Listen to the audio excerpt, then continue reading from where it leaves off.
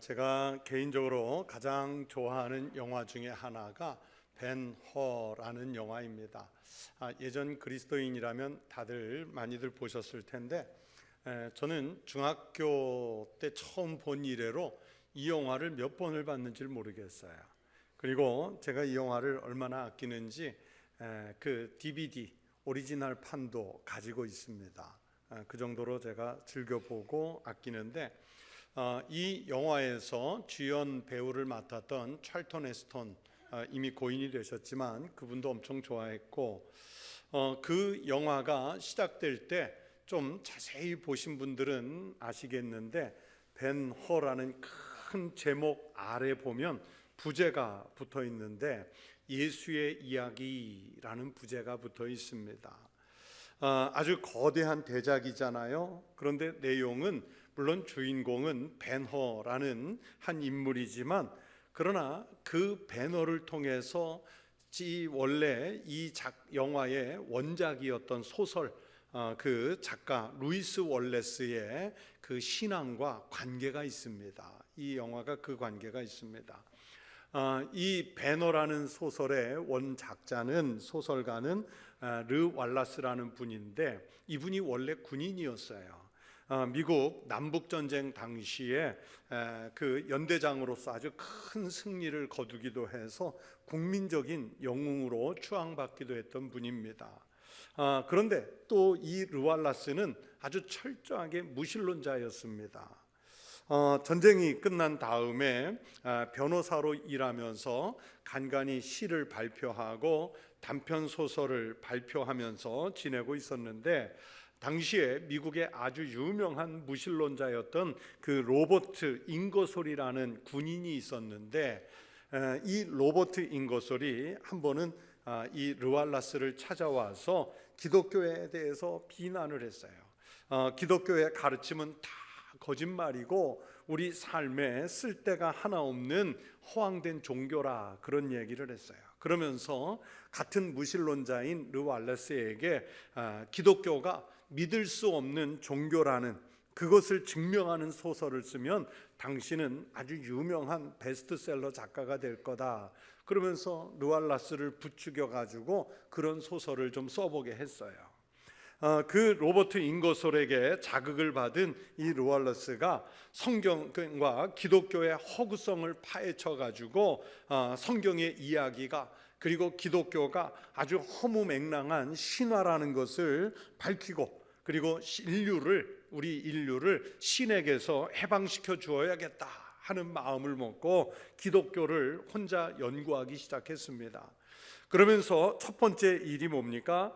기독교의 가장 기초가 되는 성경을 읽어서 그 성경 속에 거짓된 내용을 정리하고 성경이 실화가 아니라 신화라는 것을 증명하는 그런 무신론자의 시각으로 성경을 읽기 시작을 했습니다. 그렇게 2년을 읽었어요.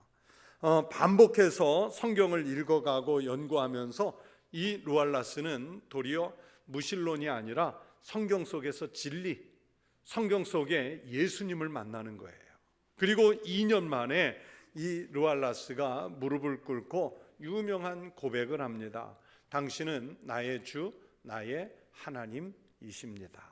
이 고백을 해요. 이 신앙 고백을 품고 기독교가 허구를 증명하는 것이 아니라, 왜 이 작가가 군인이었다고 그랬잖아요. 그러니까 자기가 군인이었던 것을 2000년 전에 로마 시대로 돌아가서 벤허라는 인물 속에 자기를 투영시켜서 쓴 소설이 1880년에 발표한 바로 벤허라는 소설이었어요. 이 소설을 1950년대에 와서 윌리엄 와일러라는 유명한 감독이 벤허라는 영화를 만들었고, 이 영화 편집이 다 끝난 다음에 개봉하기 전에 이 감독이 한 말이 또 유명합니다. 주님, 이 영화를 제가 만들었습니까? 주님, 이 영화를 제가 만들었습니까? 자기 능력이 아니라 주님의 인도하심을 받아서 만들었다는 신앙 고백이었죠.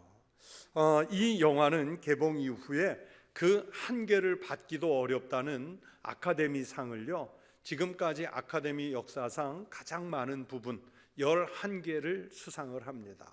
아카데미상을 11개를 받았어요. 여러분, 이 성경 속에 하나님의 말씀은 살아서 활력이 있기 때문에 이런 무신론자조차도요, 정말 마음 작정하고 하나님 말씀 속에 들어가니까 그런 무신론자에게 감동을 주고 그렇게 하나님의 말씀을 읽은 사람들에게 변화를 주시는 거예요. 주님의 말씀을 아예 듣지 않으려고 귀를 닫고 마음을 닫고 성경책을 닫은 이들에게는 그 하나님의 말씀이 들리지 않겠지만, 그러나 그 말씀 앞에 선 사람들에게는 바로 살아 역사하는 능력이 되는 줄로 믿습니다. 여러분은 이 주님의 말씀 앞에 어떤 자세로 계시는지요? 들을 귀와 마음을 준비하고 읽고 계십니까? 아니면 이 말씀과는 상관이 없는 삶을 살고 계시는가요? 여러분, 주님의 그 말씀 앞에 겸손히 나와 보십시오. 주님의 말씀이 나를 어떻게 감동시키시고 그 말씀이 나를 어떤 모양으로 변화시키시는지를 체험해 보십시오.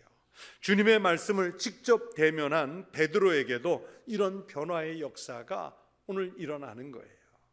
오늘 우리가 본문으로 읽은 누가복음 5장 1절부터 11절의 말씀은 예수님께서 베드로를 첫 번째 제자로 삼는 아주 유명한 말씀이죠. 베드로가 예수님께서 말씀을 전하시도록 잠시 배를 빌려드린 것이 그가 예수님의 말씀을 들을 수 있는 기회가 됐습니다. 이 일로 인해서 베드로의 인생이 완전히 변하는 역사가 일어나요. 오늘 본문 속에서 베드로는 밤새도록 그물질하느라고, 그런데도 거기에다가 고기를 단 한 마리도 잡지 못해서 매우 피곤한 상태, 요즘 표현으로 하면 스트레스가 아주 꽉 찬 그런 상태가 됐지요. 그런데 그 피곤한 중에도 이제 예수님의 말씀을 듣게 됐어요. 예수님은 전할 말씀을 마치시고 베드로에게 말씀하시죠. 깊은 데로 가서 그물을 내려 고기를 잡으라. 깊은 데로 가서 그물을 내려 고기를 잡으라. 우리가 늘 해석하는 대로 사실은요, 여러분 보세요. 이 갈릴리 호수에서 물고기 잡는 일은 베드로가 전문가입니까? 예수님이 전문가입니까? 베드로가 전문가예요. 예수님은요, 베드로에 비하면 상대적으로 비전문가, 아마추어입니다. 그런데 갈릴리 그 호수에서 전문가인 베드로가 밤새도록 수고했으나 잡은 것이 없었죠. 그런 베드로에게 예수님이 깊은 데로 가서 그물을 내려 고기를 잡으라고 말한 것은 어쩌면 전문가인 베드로의 마음을 불쾌하게 할 수도 있어요. 자존심을 상하게 하는 말일 수도 있지 않습니까? 그럼에도 불구하고 베드로가 오늘 예수님의 말씀을 듣고 무엇이라고 반응합니까? 말씀에 의지하여 내가 그물을 내리리이다. 무엇에 의지하여? 말씀에 의지하여. 말씀에 의지하여 내가 그물을 내리리이다. 자신의 생각과 경험, 다른 사람들이 바라보고 있는 시선, 이런 모든 것을 내려놓고 지금 자기 앞에서 말씀하시는 그 예수님의 말씀에 의지하여 내가 그물을 내리리이다 하고 대답을 해요. 그렇게 베드로는 예수님의 말씀에 대해서 경청하고 순종하는 태도를 보였습니다. 아마도 제가 추측해 볼 때 이 피곤한 몸 상태의 베드로에게 자기 배를 빌려서 무리들에게 말씀하시는 예수님의 그 말씀이 피곤한 중에도 아주 신비롭게 들렸던 것 같아요. 아, 저분은 매우 특별하신 분이다. 저분의 말씀이라면 무조건 따를 가치가 있겠다. 이런 감동을 받았던 것 같습니다. 그래서 예수님이 지금 자기에게 깊은 데로 가서 그물을 내리라고 말씀하니까 말씀에 의지하여 내가 그물을 내리리이다. 이런 반응을 급히 보일 수 있었어요. 여러분, 이청득심이라는 말 들어보셨는지요? 이청득심. 사람의 말을 잘 들어주면 그 사람의 마음을 얻을 수 있다는 뜻입니다. 베드로는 예수님의 말씀을 잘 듣고 또 들은 대로 실행함으로써 예수님의 마음을 사게 됐고 예수님의 수제자가 되는 특별한 은혜를 얻었습니다. 예수님의 마음을 얻었다는 말이죠. 그렇게 주님의 말씀을 듣고 순종했던 베드로에게 어떤 일이 일어났습니까? 베드로의 축복을 보면서 베드로에게 일어났던 이 놀라운 인생의 복이 우리 성도들에게도 일어날 수 있게 되기를 축원합니다. 우리는 여러분 할 수만 있다면 말을 들으려고 하기보다는 내 얘기 먼저 하고 싶잖아요. 하지만 내가 말을 하려는 것보다 듣기 위해서 사실 우리는 더 많은 노력을 기울여야 합니다. 성경 잠언 18장 13절에서 말씀하기를 사연을 듣기 전에 대답하는 자는 미련하여 욕을 당하느니라 그러셨어요. 즉 남의 말을 듣는 게 우선인데 남의 말을 들으려고 하기보다는 듣기도 전에 먼저 자기 이야기부터 하는 사람은 미련한 사람이고 그 미련함 때문에 욕을 받을 일이 있다는 거예요. 이청득심, 귀를 기울여 말을 들어주면 말하는 이의 마음을 얻을 수 있다고 했죠. 그러니까 듣는 게 사실은 말하는 것보다 훨씬 어려워요. 말을 해서 사람의 마음을 얻는 것보다 차라리 들어주는 게 사람의 마음을 얻는 길이에요. 우리가 사람에게도 그러할진데 여러분 하나님의 말씀에 우리가 귀를 기울여서 들으면 우리가 하나님의 마음을 얻게 될 줄로 믿습니다. 하나님의 마음을 얻은 사람이 진짜 지혜로운 사람이요 축복된 삶을 살게 될 줄로 믿습니다. 신약성경 사도행전 14장 8절 9절 말씀을 보시면 사도 베드로께서 전도 여행 중에 루스드라 하는 마을에 가게 됐는데, 그런데 이 루스드라에는요 나면서부터 안진뱅이가 된 사람이 있었어요. 마침 바울이 그곳에 머물면서 전해주는 하나님의 말씀을 이 루스드라의 안진뱅이가 듣게 돼요. 성경을 보면 그가 바울이 말하는 것을 듣거늘이라고 했습니다. 그러나 이 듣는다는 것이 보니까 그냥 듣는 수준의 것이 아니라 그 안에서 믿음이 용솟음치는 절대적인 귀 기울임의 상태로 말씀을 듣는 거예요. 그 안진뱅이가요 사도 바울이 전하는 복음을 얼마나 정성을 다해서 들었는지 바울이 그 많은 사람들 중에서요 주목해서 그 사람을 봤다 그랬어요. 저도 목회자로 늘 설교하지만 수백 명, 수천 명이 앉아 있어도요 물론 다 집중하는 것 같은데 그 중에도 정성을 다해서 집중하는 분이 있어요. 지금도 있어요. 그래서 이 사람에 대해 바울이 성경에 기록되기를 뭐라고 표현하냐면 바울이 주목하여 구원받을 만한 믿음이 그에게 있는 것을 보고 이 안진뱅이가 얼마나 정성껏 하나님의 말씀을 경청하는지 보이는 거예요. 그리고 그의 경청은 말씀을 듣고 그 10년까지 변화되고요 인생이 변화되고 마침내 그 앉은 자리에서 자기 다리에 힘이 생겨 일어나게 되고 구원을 얻는 역사까지 동시에 일어나게 되지 않습니까? 사랑하는 성도 여러분, 베드로처럼 그리고 방금 말씀드린 루스드라 성의 안진뱅이처럼 성경을 통해서 늘 제공하시는 주님의 말씀을 경청하셔서 복된 사람이 되시길 소원합니다. 하나님의 말씀을 듣고 그 말씀에 의지하는 사람에게는 하나님께서 삶을 변화시켜 주세요. 능력을 주십니다. 축복을 주십니다. 우리가 직접 2000년 전에 사도 바울 앞으로 갈릴리 호숫가로 찾아갈 수는 없지만 우리가 하나님의 말씀을 직접 들을 수 있도록 성경이 우리 앞에 펼쳐져 있지 않습니까? 오늘 본문 속에 베드로가 그 경청의 모습을 보여줘요. 그가 하나님의 말씀에 경청했을 때 어떤 복을 받는지를 세 가지 말씀드리려고 합니다. 첫 번째는 이 주님의 말씀을 귀담아 들은 베드로는요 실패가 성공으로 바뀌어요. 지난 밤새 그물질을 했지만 실패했잖아요. 단 한 마리도 거두지 못했잖아요. 거둔 게 없어요. 오랫동안 갈릴리에서 고기를 잡으며 살았지만 실패를 해도 이렇게 철저하게 실패한 날도 거의 없었을 거예요. 집으로 돌아가기가 부끄러운 모습이죠. 그런데 예수님의 말씀을 듣고 그대로 했을 때 성경에서 그 결과를 말씀합니다. 그렇게 하니 즉 주님의 말씀을 듣고 그물을 내렸더니 예수님의 말씀대로 하니까 고기를 잡은 것이 힘이 많아 그물이 찢어지는지라.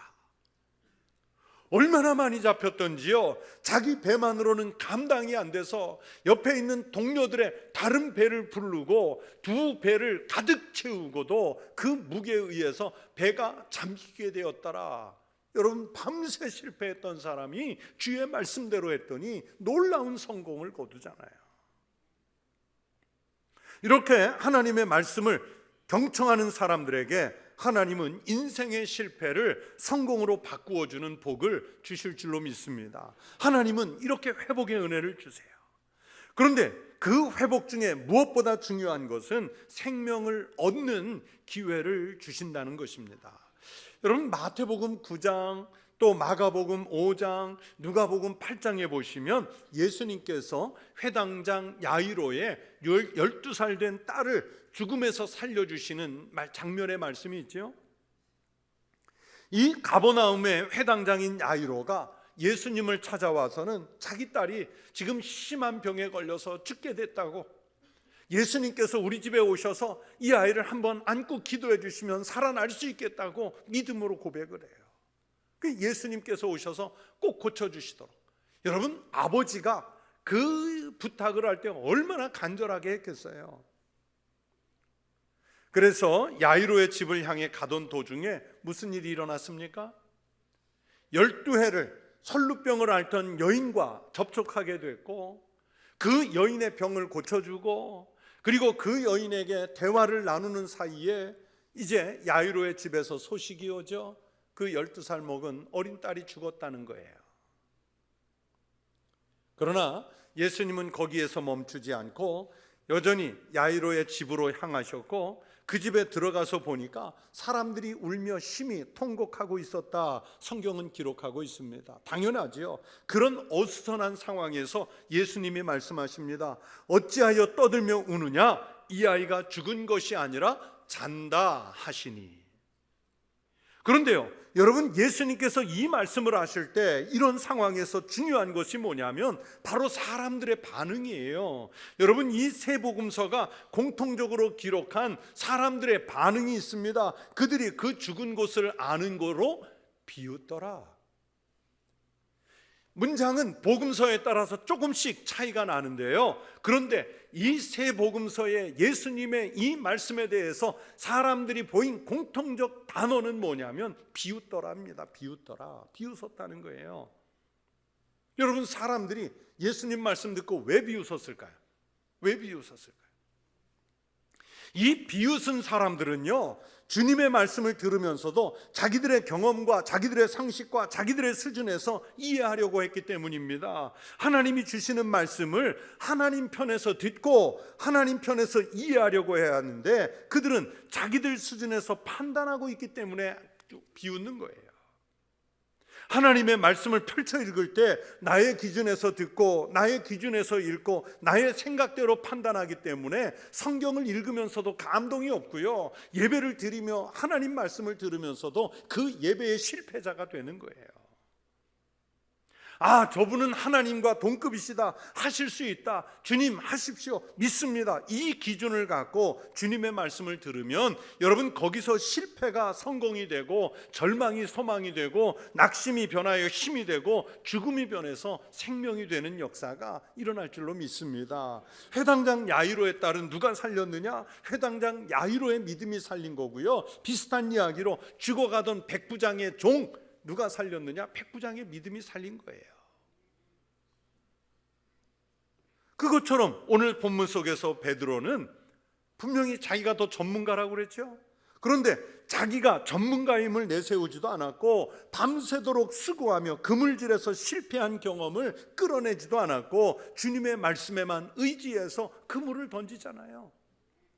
선생님, 우리들이 밤이 새도록 수고하였으되 잡은 것이 없지만은 말씀에 의지하여 내가 그물을 내리리이다. 이건 누가복음의 말씀이에요. 주님 입장에서 그 말씀을 듣고 믿음으로 주님의 말씀을 따랐을 때 정말 성공적인 경험을 하지 않습니까? 여러분, 인생 살면서 정말 힘겹고 어렵다고 여겨지면 하나님의 말씀에 더 깊이 경청하는 성도가 되시기 바랍니다. 그래서 하나님의 마음을 얻으십시오. 성경을 통해 하나님의 마음을 얻으십시오. 그 말씀 속에는요, 우리가 해결하지 못한 해법이 들어가 있습니다. 예수님의 말씀에 경청했던 베드로가 자기가 상상하던 것보다 훨씬 더 많은 물고기를 잡아낼 수 있었던 것처럼, 우리가 하나님의 말씀에 경청하고 순종하면 우리의 상상을 뛰어넘어서는 은혜와 복을 하나님 말씀을 통해 우리에게 주실 줄로 믿습니다. 또 두 번째는요, 오늘 베드로를 보세요. 예수님의 말씀에 경청하는 사람은 자기가 죄인임을 고백하게 돼요. 베드로는 지금 자기에게 놀라운 축복이 주어졌잖아요. 이게 지금 며칠치 수입, 몇 달치 수입이 될지도 몰라요. 그러면 막 기뻐서 뜀뛰고 춤추며 좋아해야 되는데, 이런데 자기 축복을 보고 기뻐하고 즐거워하기보다 뭐부터 고백합니까? 자기가 죄인이라는 고백부터 해요. 이게 축복인 거예요. 시몬 베드로가 이를 보고 예수의 무릎 아래 엎드려 이르되 주여 나를 떠나소서 나는 죄인이로소이다 하니, 주님의 말씀에 경청하고 순종한 결과가 자신이 죄인임을 깨닫는 거예요. 인생관이 바뀌는 거죠. 자신의 삶의 기준이 바뀌었습니다. 우리는요, 예수님을 만나기 전에는 사실 내가 죄인인 줄 몰랐어요. 다른 사람이 나보고 당신 죄인이야 그러면 아주 기분 나빠요. 예수님을 만나기 전에는 인생의 기준, 세상을 보는 기준이 나였기 때문에 나는 항상 옳고 내가 아닌 다른 사람들의 기준이 틀려 보이는 거예요. 그래서 우리는 늘 교만했고 자신의 죄를 인정하지 않았습니다. 세상이 만약에 잘못된다면 내 탓이 아니라 기준 잘못 잡은 다른 사람 탓으로 했을 거예요.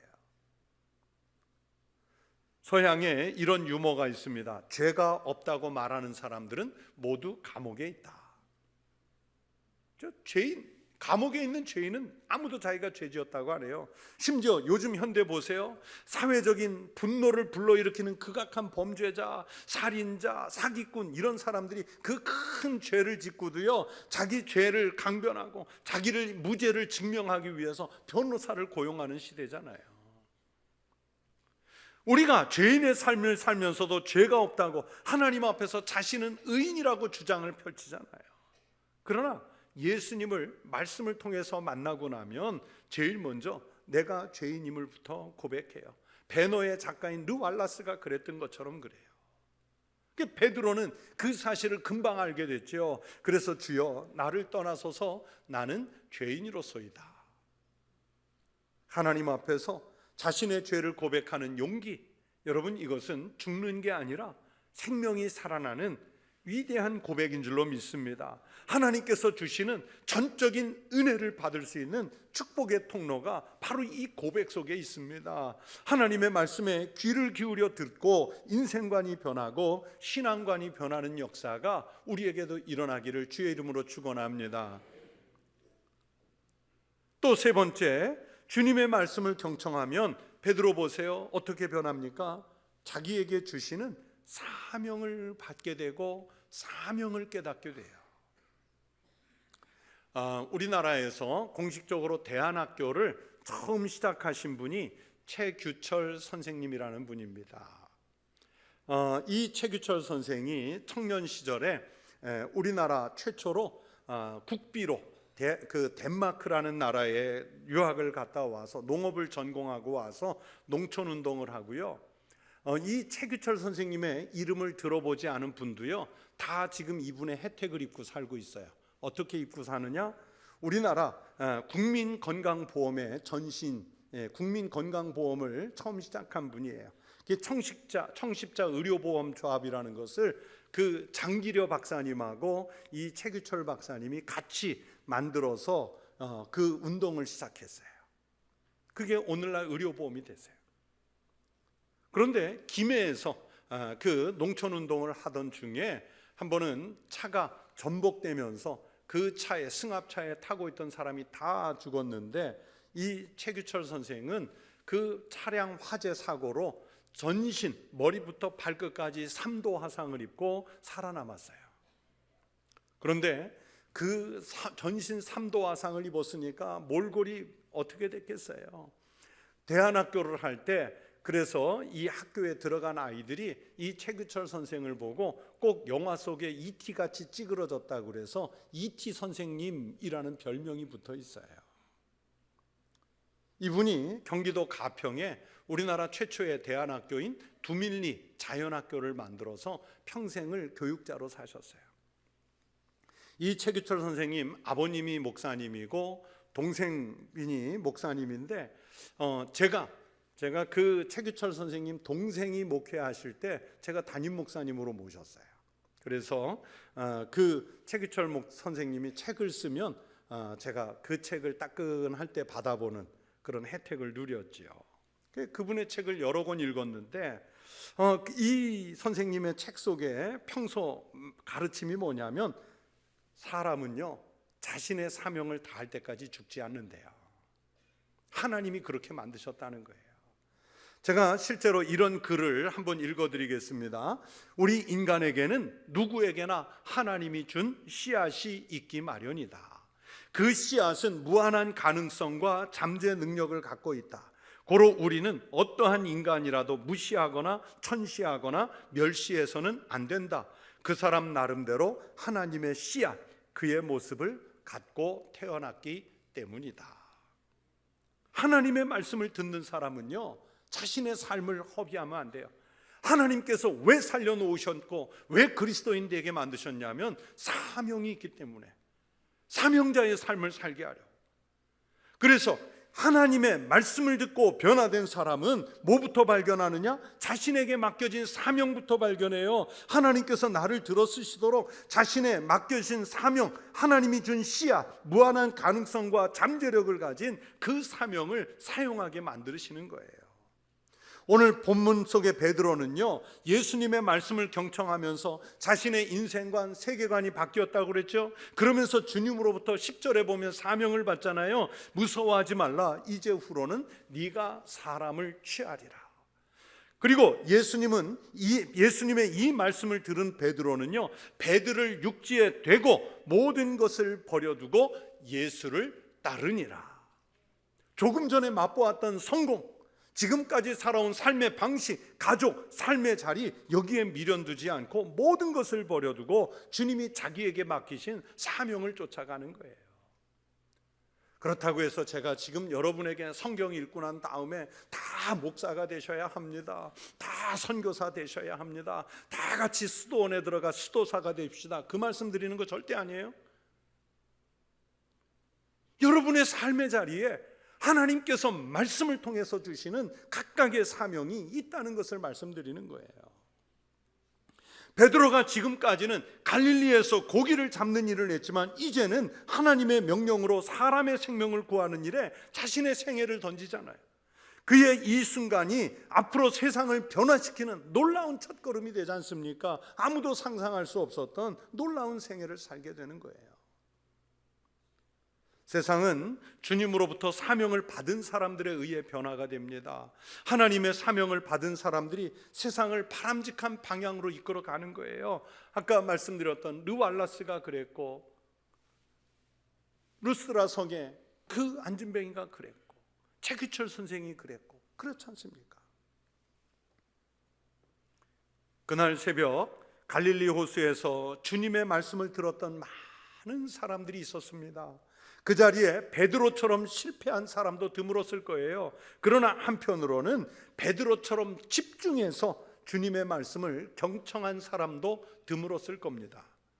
빈 배와 빈 그물을 보면서 허탈해했던 사람이 예수님의 말씀에 귀를 기울여 듣는 순간 그는 새로운 삶을 깨닫게 됐어요. 주님의 마음을 얻게 됐습니다.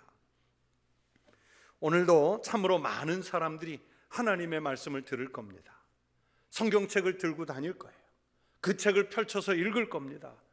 이 말씀을 통해서 내게 개인적으로 찾아오시는 주님의 음성, 주님의 말씀을 듣는 성도가 되시기를 바랍니다. 나의 경험과 지식, 나의 삶의 방식으로는 도무지 납득할 수 없는 것 같은 말씀일지라도 주님께 모든 것을 맡겨서 듣는 성도 되시기 바랍니다. 그래서 베드로와 같은 경험이 나의 은혜가 되시길 축복합니다. 주님의 마음을 얻어서 승리의 삶을 사는 하늘의 백성 되시기를 우리 주의 이름으로 축원합니다. 기도하겠습니다. 하나님 아버지, 주님께서 베드로에게 깊은 데로 가서 그물을 내려 고기를 잡으라 하셨을 때 그렇게 하니, 즉 주님의 말씀대로 하니 두 척의 배에 가득 채우고도 남는 그런 축복을 주셨던 것처럼 우리도 인생을 살면서 힘겹고 어려운 시절 만나면 먼저 하나님의 말씀을 경청하는 자리로 가게 하여 주시옵소서. 우리의 길이 갈 바를 알지 못할 때 주님이 말씀하시면 그 말씀 속에 우리의 길이 있음을 깨닫고 주님의 나라, 주님의 의를 구하기 위해 성경의 말씀 속으로 들어가게 하여 주시옵소서. 감사하며 예수님 이름으로 기도드리옵나이다. 아멘.